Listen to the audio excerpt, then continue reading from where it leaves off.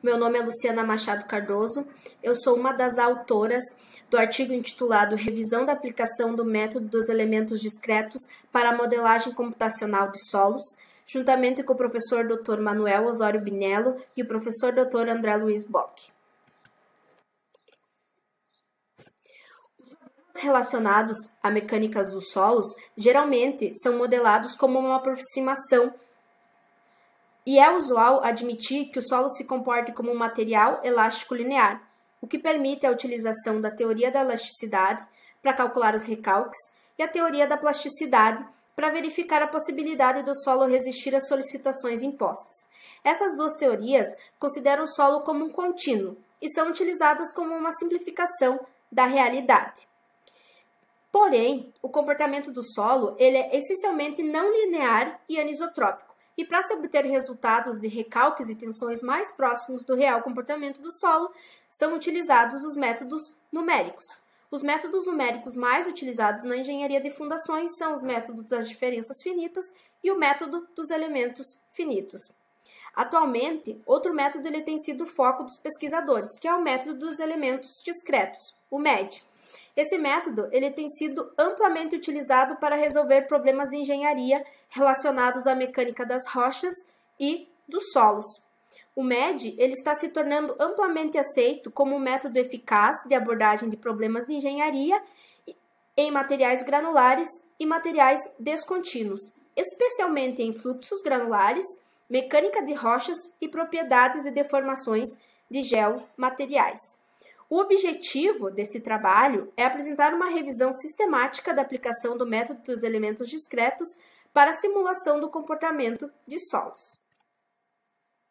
O MED ele foi desenvolvido por Kundal e Streck em 1971 para ser utilizado em problemas de geologia e engenharia relacionados à mecânica das rochas e mecânica dos solos. No início dos anos 1970 e 1980, foram desenvolvidas as ideias de movimento e de formação de sistemas de blocos-partículas. O método dos elementos discretos ele permite modelar o sistema a partir da segunda lei de movimento de Newton e da lei de força-deslocamento. Neste método, supõe-se que a propagação das forças de contato de uma partícula se dá somente com as partículas mais próximas durante um intervalo de tempo escolhido. Para isso, são necessários cálculos consecutivos de iterações de partículas até o sistema atingir o equilíbrio. A iteração entre partícula é abordada como um processo dinâmico, com o estado de equilíbrio atingido sempre que acontecer o equilíbrio das forças. O comportamento dinâmico é representado numericamente por um algoritmo de solução explícita no tempo para integrar as acelerações e velocidades usando o método das diferenças finitas centrais.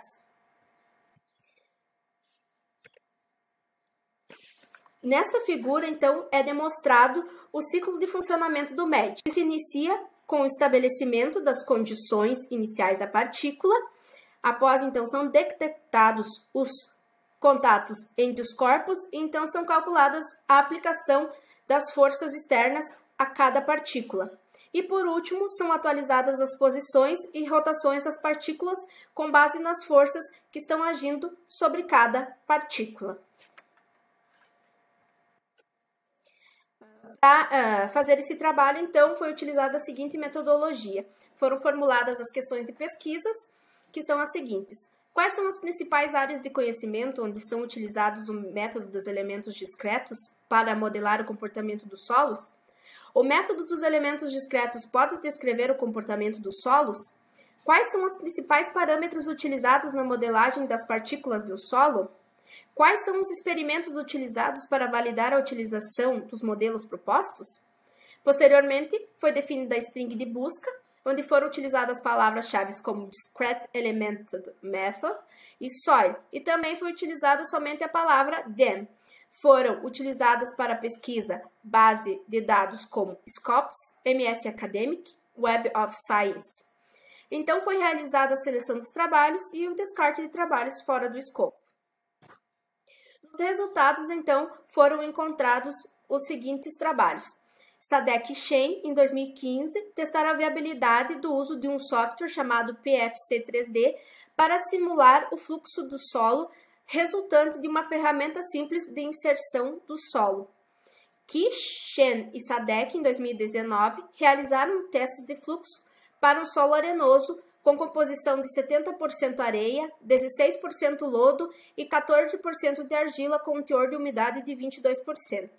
Badakhshan et al., em 2019, investigaram o mecanismo de arqueamento em aterros apilhoados, reforçados com geossintéticos com camadas únicas e múltiplas de reforço.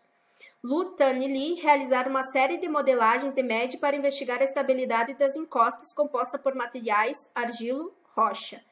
Morillo, em 2017, utilizou o método dos elementos discretos aplicado ao estudo das tensões em solos granulares. Bemer et al. Avaliou a aplicação do MED na simulação de fundações superficiais apoiadas em solos de baixa capacidade de suporte.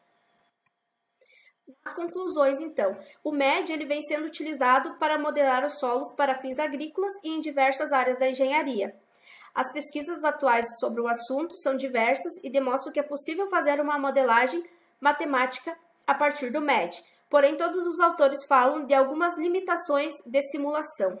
Cada um dos autores optou por um software de simulação e, apesar de diferentes, os softwares realizavam as simulações utilizando o MED como motores de cálculo. Em todos os estudos, algum microparâmetro não foi considerado na simulação e que foram apontados nas conclusões dos autores como sendo necessário mais pesquisas sobre este parâmetro, ou que a não inclusão de algum parâmetro era devido a este não modificar o resultado final da simulação. Outro aspecto importante foi a simulação das partículas com diâmetro maior que o real, pois o custo computacional para simulações com o método dos elementos discretos é muito alto. E que para realizar um experimento utilizando o MED é necessário conhecer o material que está sendo simulado e as suas propriedades. Nesse artigo foi chamado de microparâmetros. Também deve-se possuir conhecimento sobre a ferramenta computacional ou software que irá utilizar para a simulação, para que ela possa se aproximar do real. Então era isso, muito obrigado pela atenção de todos. Agradeço também a CAPES pela bolsa concedida.